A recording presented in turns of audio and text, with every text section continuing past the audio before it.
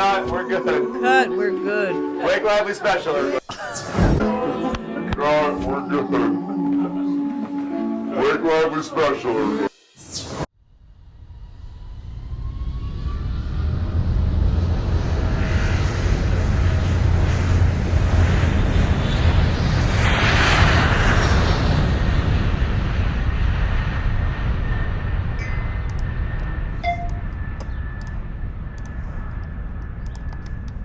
Then he said, Am I getting weird on you today?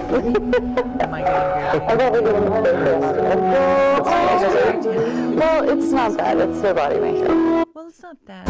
The fact that she's trying to claim that he's nuzzling her and she's so uncomfortable and she's trying to pull away and he can't take a hint. Like, are you a third grader? You are a grown-ass woman. You are hired to play a role in a movie where you are supposed to fall in love with this character. And he is the director and he is the actor, and you are supposed to be filming a scene at his direction, following the script that you are supposed to be falling in love with this man. And the whole time she won't shut the fuck up. She won't stay in character. She won't stop being Blake. She doesn't know how to be in character because she doesn't know how to act. She just knows how to be Blake. And everything she is in, she's just been Blake. And she thinks it's a costume party that she gets to just bring her own weird fucking expensive, ugly ass wardrobe. Some of her stuff was pretty. I do love flowers. I'm obsessed with flowers. But some of that shit just looked like literally like she was in a circus. Like an actual circus clown. And it's stupid, it's fugly, it's frumpy. It's just like, what the fuck, lady? And why do you think that you could... I'll finish this later. People were complaining about her wardrobe. People were complaining about how she styled the younger Lily, the Isabella Ferrer. Oh, here. It's a body makeup. Then he touches her lip because it's part of the scene that he's playing. All right, cut. We got plenty. Yes. Slow motion. It's going to be a 17-minute reel. It's giving she was so desperate for him to want her that now she's trying to claim he was desperate to sexually harass her when he was literally not into her at all. Okay. This whole thing was going to be in slow motion as well, which is part of why he didn't want her to keep talking. This movement being characterized as flicking her lip is literally insane to me. That's him insane. Flicking her lip? Was that him flicking her lip? Barely touching it. All right, cut. We got plenty. Yes. Slow motion. It's going to be a 17-minute reel. He immediately disengages. So this is supposedly another moment where he's sexually harassing her here. So he's nuzzling in because he's supposed to look like he's in love. Then he says, Am I getting weird on you today? am I getting weird? Well, it's not that. It's their body makeup. Well, it's not that. It's a body makeup. Then he touches her lip because it's part of the scene that he's playing. All right, cut. We got plenty. Yes. Slow motion. It's going to be a 17-minute reel. Okay, he said Why is her in life? I'll take one, Amber. it's supposed to be slow motion, okay? So it's going to be a 17-minute reel. Why is her in life? I'll take one, Okay, Amber. now we've Very got simple stuff, but then not before. I always thought she was... the fucking shoes, the Louboutins. Oh, $1,195 Christian Louboutin. But there's no description. Set and playback and background. She's had to have So these once shoes. we hear them start talking in a second, It sounds like he either says, I'm gonna let you direct that, or I'm not gonna let you direct that, but it's obvious that he's talking to her about her directing the scene in some way. I think he says, I'm going to let you direct that subject. I don't know exactly what he's talking about. Probably something with intimacy. I don't know. I wish I could really hear it. Maybe he'll talk about it in the trial. You never. I'm gonna let you direct that subject. I'll make you so. I really wish the music wasn't drowning out what he was saying, but it sounded like she was saying something, and then he was like, I'm not. I'm gonna let you direct that subject. I'll make you so. Like she was saying something, and then he was like, I'm gonna let you direct. And then she's like, yeah, okay. Then she's like, get my heel. It's getting cropped out. And he's like, the Blake Lively special, y'all. But it was so weird how she kept trying to tell him every single thing to do. Yep. My heel is being popped out of there. Don't crop out her heel. This sparkle. Thank you. The sparkle. Thank you. Did you hear that? I mean, I feel like he was just... My heel is being popped out of there. Don't crop out her heel. This sparkle. Thank you. The sparkle. Thank you. Don't crop out her heel. She's like, it's getting cropped out of there.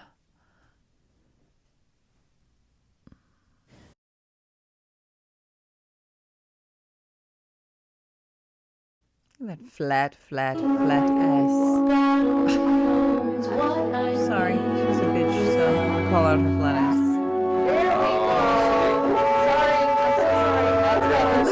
Here we go. Stupid balloon jeans anyway. So these ridiculously What are those? expensive shoes, she's insisting that they get in the shot.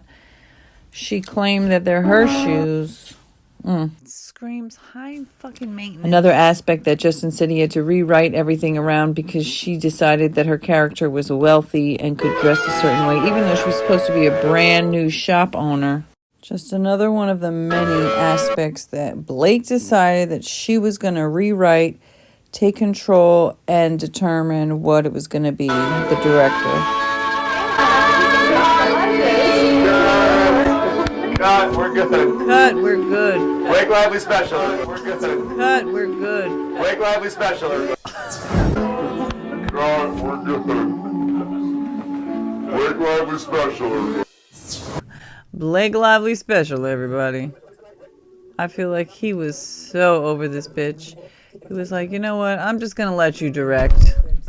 Blake decided that she was going to rewrite, take control, and determine what it was going to be, the director.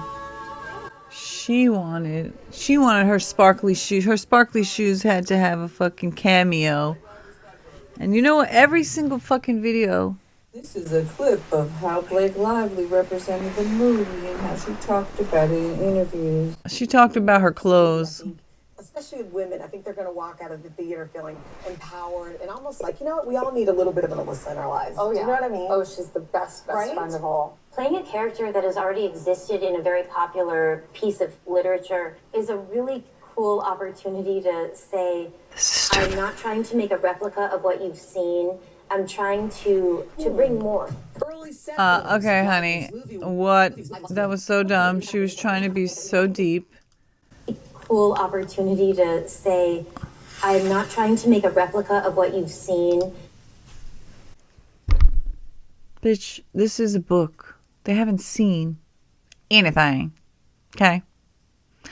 I'm not trying to make a replica of what you've seen. It's a book, so they haven't seen anything but their own imagination. Okay? So you're supposed to be bringing it to life. I just feel like you're trying to be so deep,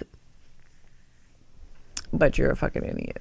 And I'm hating on her because she's claiming to be besties with Blake. And, I'm trying to fuck bring Blake. more. Early set photos of Lively's movie wardrobe sending fans into a frenzy. A bad one. To say about her style. I mean, I love Lily's style. It ends with us, costume designer on Blake Lively's outfit criticism. It's great to be talked about. Okay, that was from August 8th, 2020. Blake Lively slammed over how she styled the actress. It ends with us. And she was like, oh, it's all her. She did all of this. Blake Lively slammed. It ends with us styling choices. Known for her fashion sense, is under fire for a styling of actress Isabella Ferrara. Oh, that was a picture of her pulling Justin in and showing him how to be intimate. She managed to make everyone in the crew dislike her. First off, during the pre-production phase, chaos erupted in the costume department. Blake completely ignored the painstaking designs of the professional costume team. Stubbornly, she picked costumes based solely on her personal taste, which seriously hampered the work of the costume department. Right from the start of the project, an atmosphere of disharmony set in. Next, during filming, she constantly took it upon herself to rewrite her lines. On top of that, she secretly roped in Ryan Reynolds, who had no official role in the film, to help her revise some scenes. She paid no attention to the plans of the director and the screenwriter, which really threw the filming rhythm off track. Once it came to the editing stage, Blake stepped in aggressively. She stormed into the editing room with a boatload of revision notes, demanding that the editors comply unconditionally. No wonder the... I think when you see the film, her style makes sense because she's a woman of multitudes. It's storytelling. To me, fashion and costume design is storytelling. It's just one aspect, honey. It's just the wrapping. My favorite. Like, take my breath away favorite. Those boots. Those are my boots. Those boots are so Those are my boots. A lot of it's my real life clothes or my husband's clothes or Really. Those are my boots. Those are my real life boots. A lot of it is my real life clothes or my husband's clothes. Really, bitch. a lot of it's my real life clothes or my husband's clothes or my girlfriend Gigi's clothes. Take my breath away favorite. Those boots. Gigi Hadid. So she is a name-dropping fucking bitch. A lot of it's my real life clothes or my husband's clothes or my girlfriend Gigi's clothes. I was Borrowing some. Wait, that's kind of amazing. So you have something of Gigi's in the movie. Yeah, it's like a wedding, like something old, something borrowed. It's like a wedding? No, bitch, it's a movie. Oh, I'm wearing her stuff all over. Tons of like Bodhi, which is with the suit now that I'm wearing is Bodhi. It was meant for my husband, but I borrowed it. His suit? It was meant for him to wear, but it was. By the way, notice how all she's talking about is her clothes, how clothes are storytellers. They spent some time talking about how great they're best friends with each other now. They're all best friends with each other. Even though they did this true-false quiz on another video, and every time Jenny got it right, Blake was like, oh my God, you really were listening. Like, yeah, not like you, probably.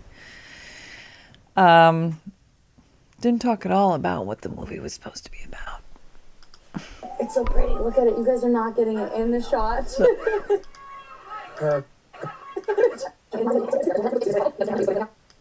Bodhi, it was meant for my husband, but I borrowed it. His suit? It was meant for him to wear, but it's so pretty. Look at it. You guys are not getting it in the shot.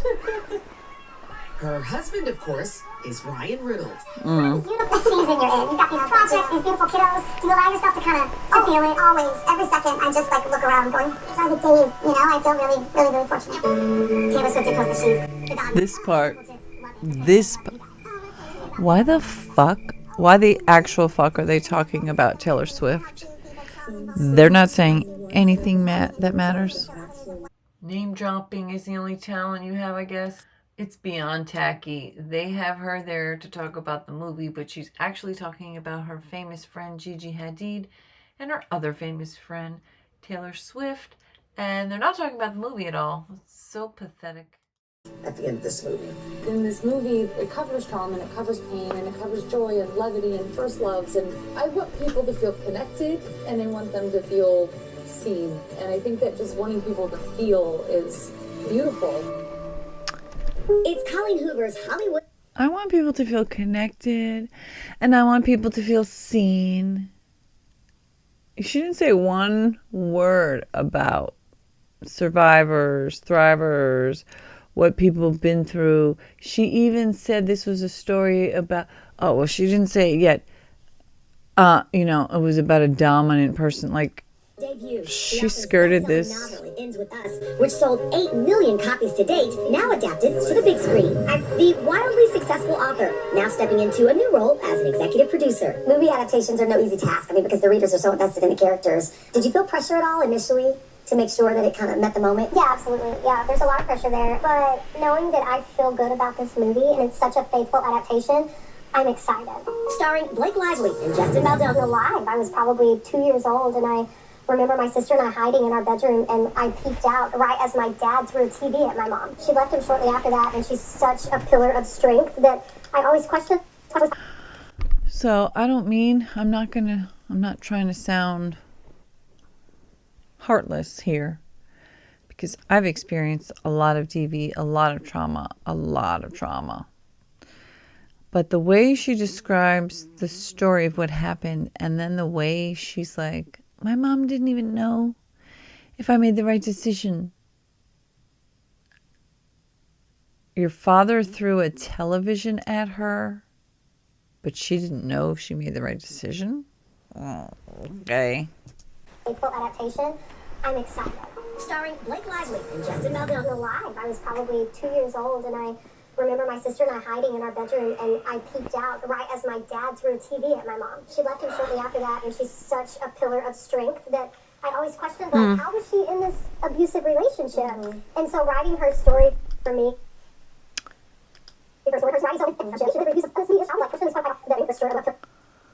again, she says she was such a pillar of strength and always made me wonder, how could she be in such an abusive relationship? And to me, that actually makes me feel like you don't really understand abusive relationships, because people can be incredibly strong and still be victims of abuse. So it's like, maybe part of why her book is so bad and then the movie became so bad, and why she's on the side of this woman who's such a fucking terrible person.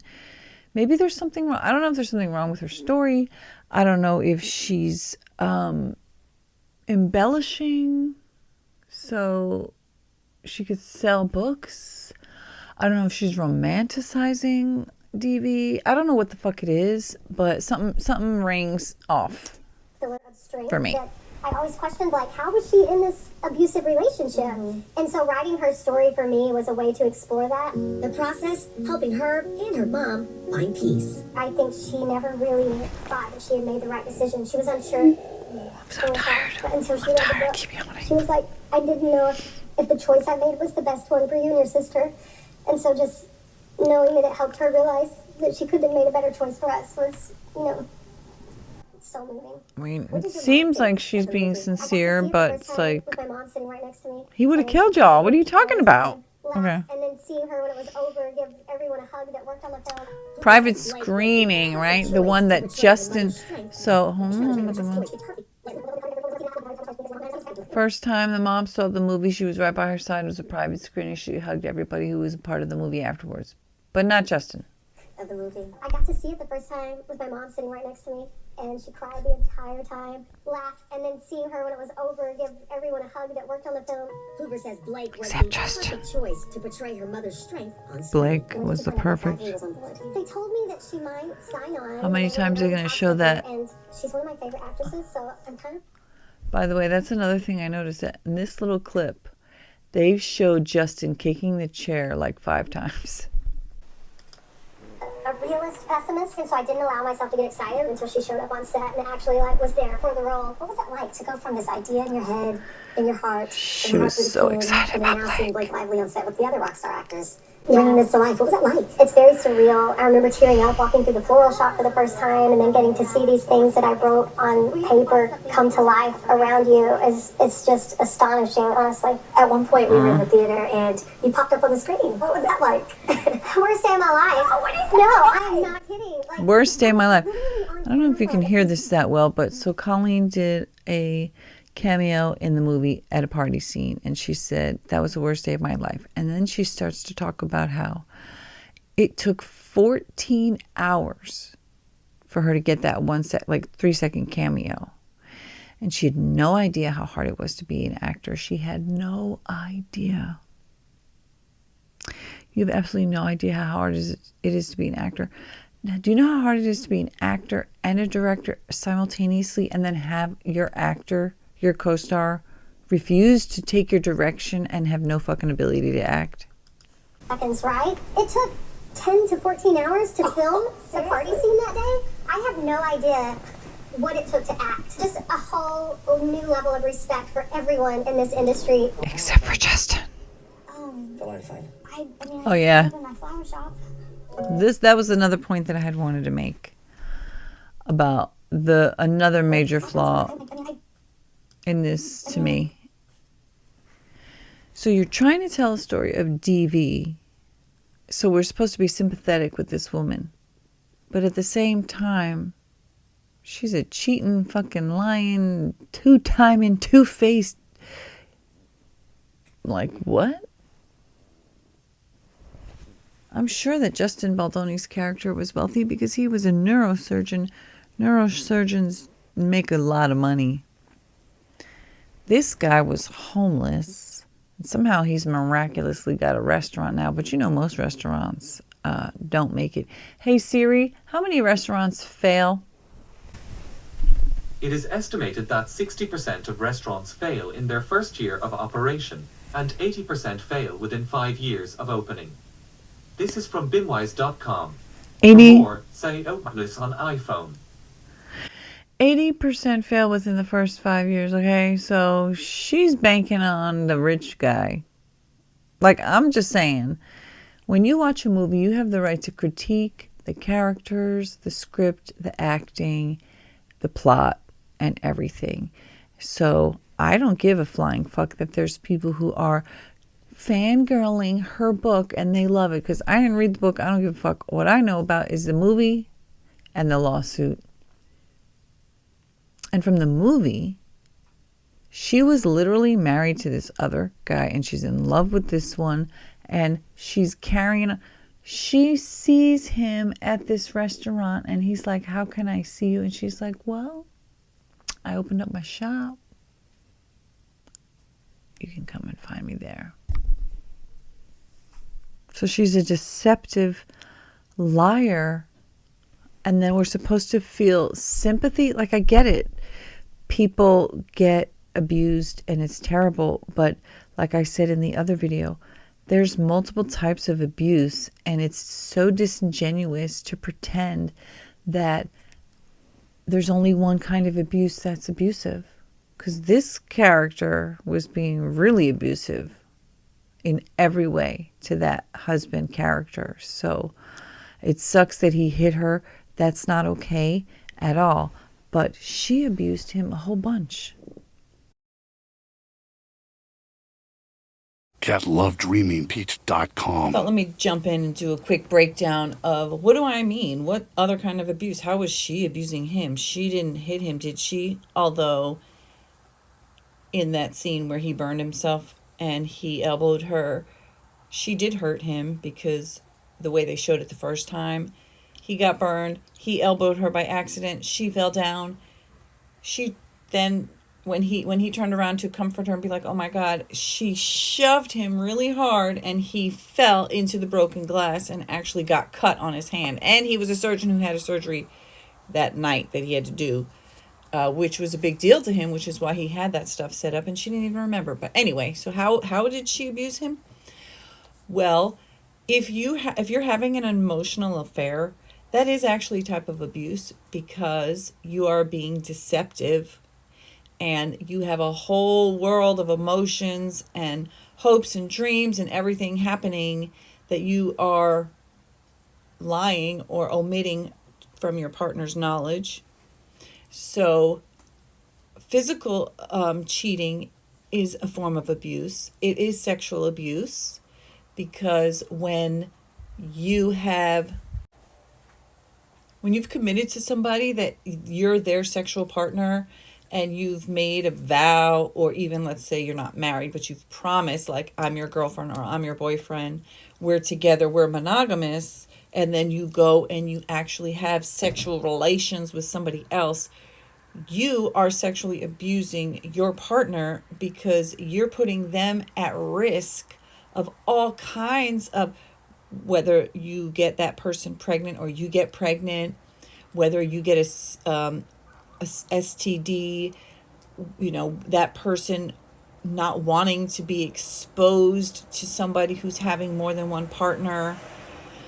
It's a violation of trust. It's a violation of their physical autonomy, their choice that they want to be with somebody exclusively and not have multiple sexual partners involved.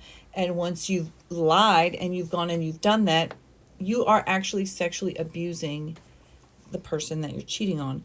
There are forms of sexual abuse that occur without actually touching someone sexually. For example, sexual harassment.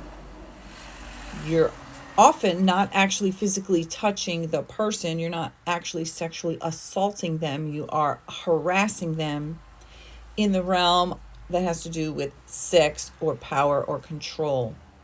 Okay? And so when you are lying to somebody about what your intentions are emotionally, when you are emotionally invested elsewhere, that is also a type of abuse. It's emotional abuse.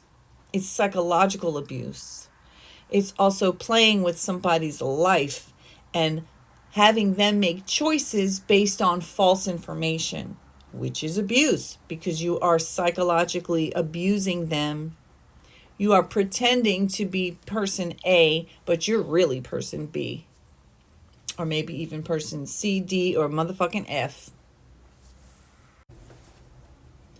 So, of course, we have privacy and autonomy as human beings, but when you are in an emotional commitment with someone, there is a healthy way of communicating, and it doesn't mean that you can't have past trauma or unresolved issues from the past, but when you are emotionally, romantically hung up on someone else and it's hindering your relationship, that is a problem. That is a type of abuse. That is a type of deception. When she saw him in the restaurant and she rushed off to go talk to him, and then he's like, "How can I see you again?" The proper response would have been like, "I would love to see you again. However, I'm married and it would be inappropriate for me to secretly meet with you and to secretly open a door to potential with you because I am committed to somebody else." Although I think she may have seen him. I don't know if she saw him before she even got married. Okay, but it's like you are so into this guy and you see him and you're so excited. Don't fucking get married. Take that as a wake-up call. Take that as a realization like, wait, I shouldn't be committing my life to Ryle when I'm in love with Atlas and I want to explore that. So again, I understand sometimes people make bad decisions. Sometimes people choose a path when their heart is elsewhere. But that is a type of abuse. First of all, it's a type of, you're not being authentic. You're not healthy. My whole point with this is that Lily's character was so far from healthy. She was an extremely unhealthy person.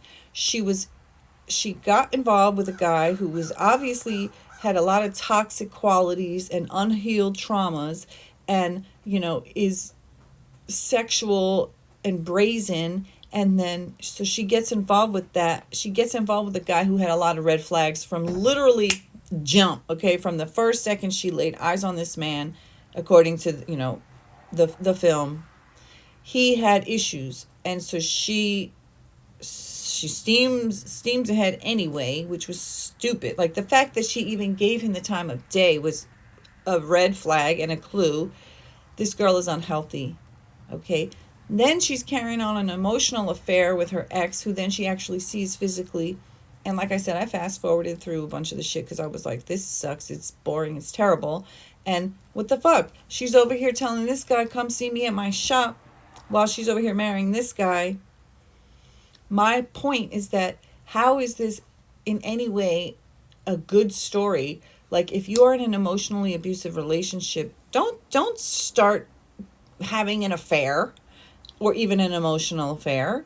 Get out of the relationship you're in. And if you are in an abusive marriage and you have to get divorced right after having a baby, you don't start another brand new relationship with a guy. Like, the message is so bad. And again, like I said in the very beginning of part 1, this storyline does make me question, what did Justin Baldoni even see in this story? Why did he even think this was a good book to turn into a movie? Does that make him an abuser? No, but it certainly makes me question his judgment. And the fact that he kept allowing Blake to steamroll him. I don't know. Was he starstruck as well in the beginning and then got intimidated? Was he intimidated from the beginning? Was he just so happy to have a big name and a big star involved with his project that he was like, okay, let her do this, let her do this, let her do this. And then by the time he was like, well, wait, this fucking snow is balling down the avalanche mountain and I can't stop it. I just thought, I would just let her, tweak a little thing here or there because she wanted to. And next thing I know, she's fucking literally running away with the entire film. And I'm in the basement standing near the fucking water supply, pallets of water kind of thing. And, maybe he was too fucking nice and became a doormat because he was being too bowing down to her.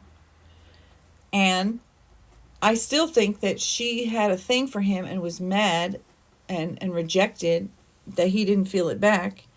And or that, he wasn't okay with her completely steamrolling every single thing and he pushed back a little bit.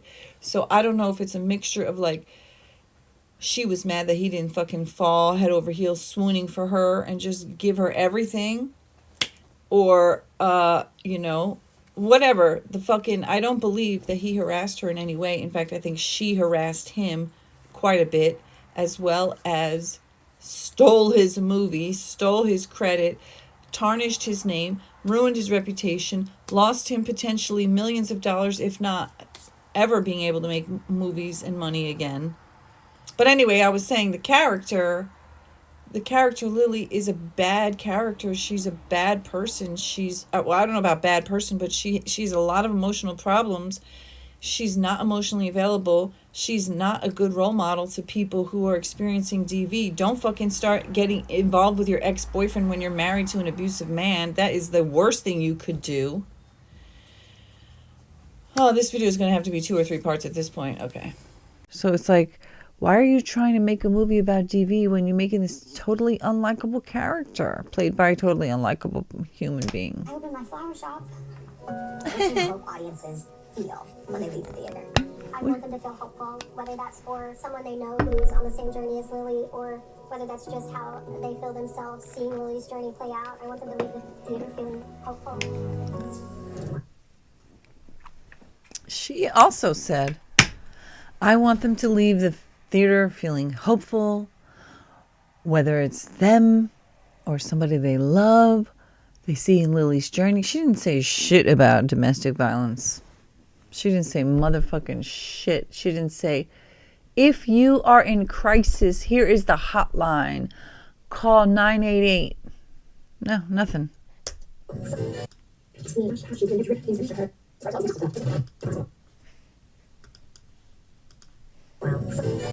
The most. I just loved her. I just felt like she's driven, she's passionate, she's vulnerable. What about Lily Bloom resonated with you the most? I just loved her. I just felt like I really, I not only understood her, but I felt incredibly protective of her.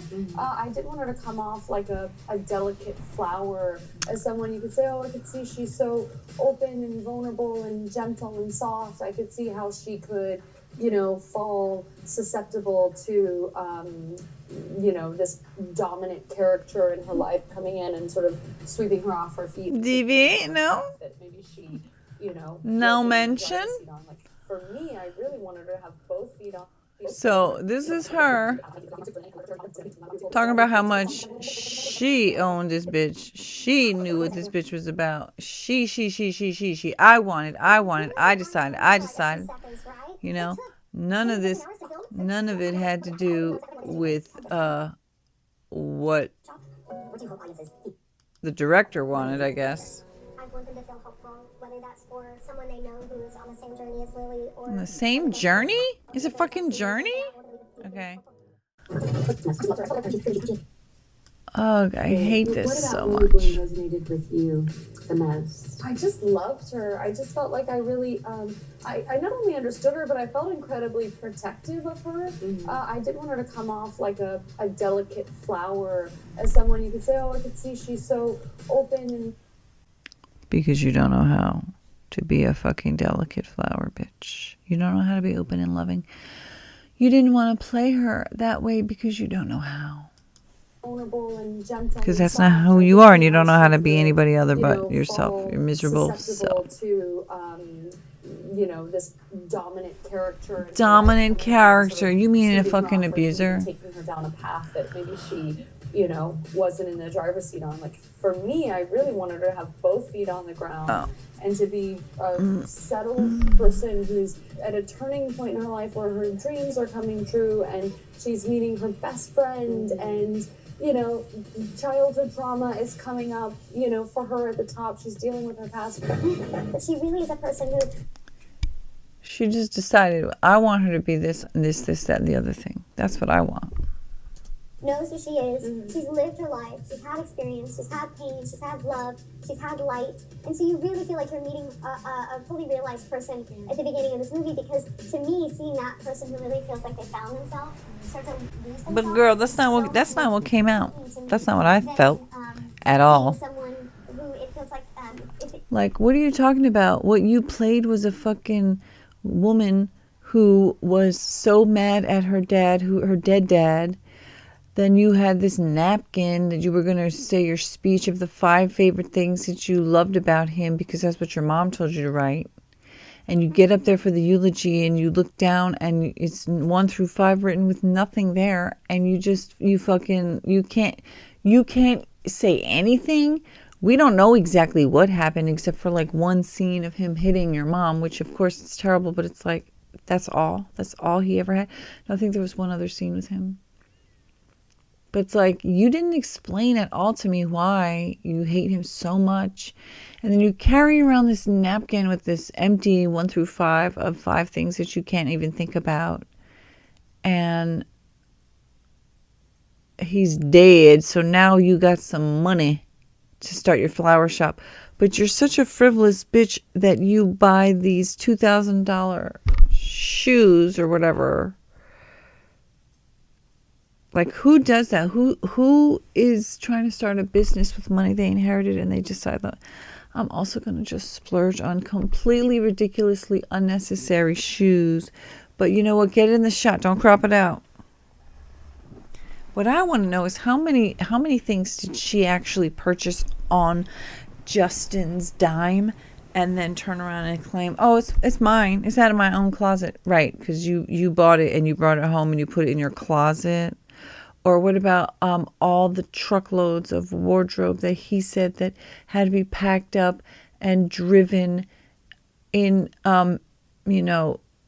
Manhattan traffic across town to get it to you because you refused to come to the studio. So how much of that was out of your closet? Or how much of that was out of his pocket and then went into your closet? Like, that's what I'm wondering. She wasn't more faceted, it would feel like a little cheaper to her. It would feel like, oh yeah, well, I can see why this could happen to her. But like, feel a little cheaper, huh? Maybe that's why you insisted that she have a much more expensive wardrobe, because you didn't want it to be cheap. Is so rich. Oh, thank you. But that's Colleen's characters, It's Colleen's character. It wasn't Justin's character at all, because Justin didn't have anything to do with it. Lily's life, and I was hurt by the people in Lily's life, and it was very, very clear to me why she felt what she feels every step of the way. I was hurt. She said, I was hurt by the people in Lily's life. You were hurt by the people in Lily's life? You mean Lily was hurt by the people in her life, right?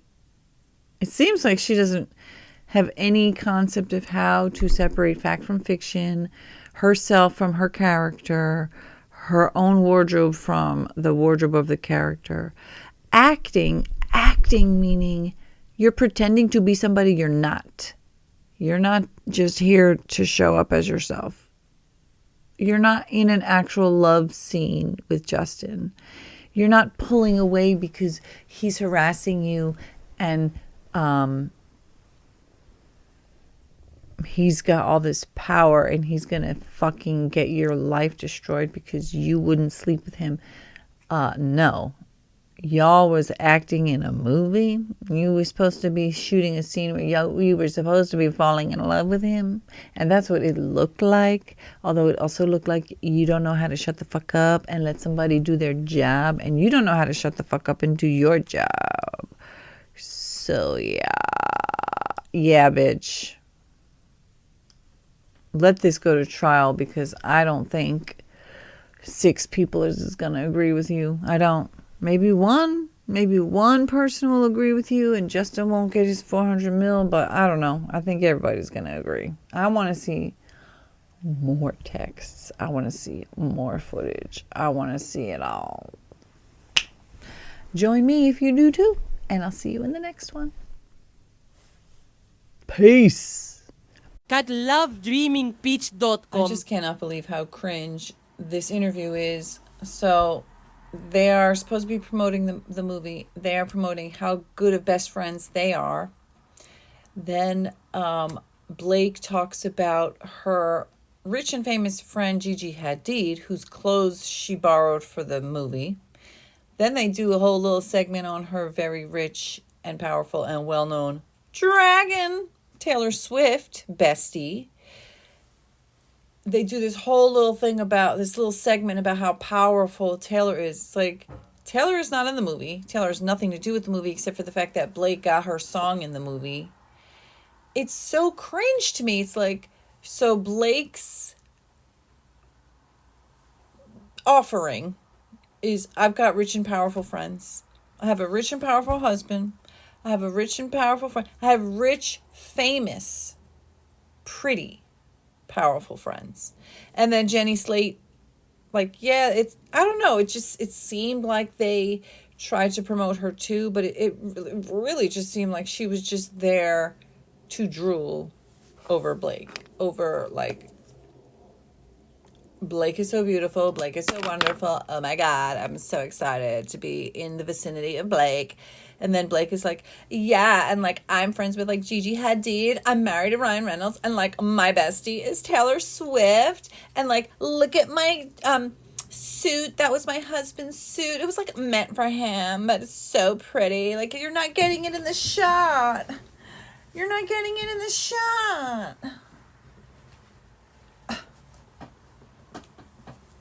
And then she has the nerve to say people couldn't stand her because of a smear campaign by Justin. Girl, you smeared your own shit all over your own self. And everybody could see it with their own eyes. And I do believe that that is what will happen. Sad, I went to, what's his name? Brandon Sklar or whatever, the guy who played Atlas. I was looking at his page yesterday, and my God, the hate is palpable. All right, so there's his page. He's got, oops, it's coming back. He's got 516,000 followers. Brandon Sklar. Sklanar. My goodness. Oh, I don't think I can read them, but you can see as they scroll by all of the awful things that people are saying about him. Whoops. It's just one hateful comment after the next. They are so mad that he backed Blake before Justin had a chance to speak. I'm actually shocked that he left the comments up. It's, you know, it actually makes me feel bad for him. Although I agree that, you know, you shouldn't just blindly come out supporting somebody who's trashing another person. And, you know, people say, well, he was there, he would know. But she's literally claiming that Justin was sexually harassing her on camera. And Justin put a video out like a specific clip where she was claiming that he was harassing her to show I wasn't harassing her at all. And Blake's side came out saying, oh no, it shows that there's harassment. Like you can literally see word for word what he's doing. Yeah, bitch, it's called they are acting in a film. They are pretending to be actors. They're not pretending to be actors. They're pretending to be these characters. They are supposed to be falling in love in this specific film, in this moment. He is literally verbally explaining what he's doing and why. She refuses to comply, to listen, to be directed, to act. And then she has the audacity to say that he's SAing her right there on the screen. SHing her. When we can see with our own eyes, he is trying to act a character. So anyway, this guy, he's getting hate. And people are ready to cancel him. All right, so then I went to Isabella Ferrara, who played the young Lily, to see what comments were happening on her page. Oh, she doesn't follow Justin. She does follow Blake. She follows Ryan Reynolds, that Van City Reynolds there.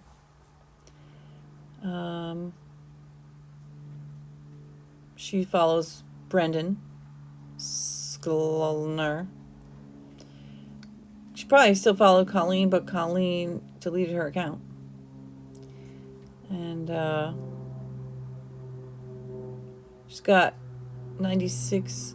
I didn't see it, went too fast. She's got her comments turned off. So she hasn't posted since October of 2024, which is 3 months.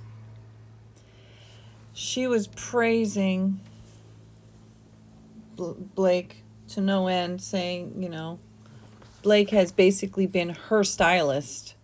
But then there was like backlash.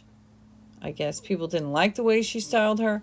I mean, I think she looks perfectly fine, but I guess the issue was like, they were like, you know, they didn't like the fact that Blake was making it all about her, you know, florals and her products. And so maybe they felt like she was just using this actress to continue promoting herself. And I think it's interesting. Like Blake seems, and then this really got me. She did put this hotline in the last fucking picture of a post. Bitch, you put this as a standalone post? Are you kidding me? You put this at the last. I mean, come on. Talk about, at least she did that much. Oh, here, ode to Blake. What does that even mean? It's a picture of her when she's younger. It's an ode to Blake. I don't know. That's creepy. Here they are all together. Brandon, Blake, Isabella, they're all having fun. There he is.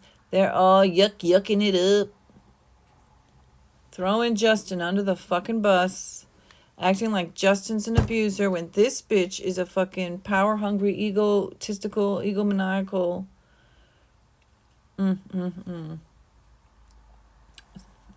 Stealer of work and projects and movies. Stealer of credit and merit, trying to act like you're somebody who gives a fuck when you're literally the abuser. Anyway, so that's her page. Her shit's all shut down. She probably fucking destroyed her career. And it sucks because when you're young and you want this opportunity, and then you feel like this person came and they swooped and took me under their wing and I'm so blessed. Yeah, you know what? You need to always be looking at those strings attached to those fucking swooping ins there. Right? Why the fuck is she swooping in like that? It's probably not for your benefit. It's probably for her own benefit. And, Hollywood has been problematic from the beginning. And, it's just, there's so many stories of people swooping in and stealing the credit for other people's work, getting praise, getting famous, getting rich off of other people's ideas. And, you know, because they're already more rich and more powerful, they stomp out the little guy and destroy lives. And I feel that that's what Lively is trying to do, and her nasty husband. And you know what? I was never anti Taylor Swift. Her music is just not my thing. Like, I don't know, I'm too old. It's just not my jam. I'm an R&B girl, and love some classic R&B, you know. And I'm not really into the Taylor Swift. I mean, I'm sure some of her songs are fine, but whatever. Like, the whole thing of I Have Dragons, like, girl, you are a fucking whack job, and hopefully you will get your comeuppance soon. Let me know if you're interested in the next part. Join me, hit subscribe, follow, share, and hit the bell notification, and I will see you in the next one. And don't forget to see me on my Patreon and my website, peach.com.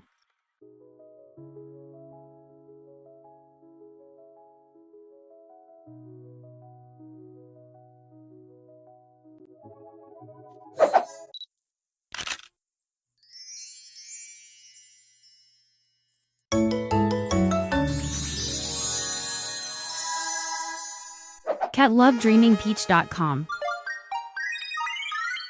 fucking crook. I don't know.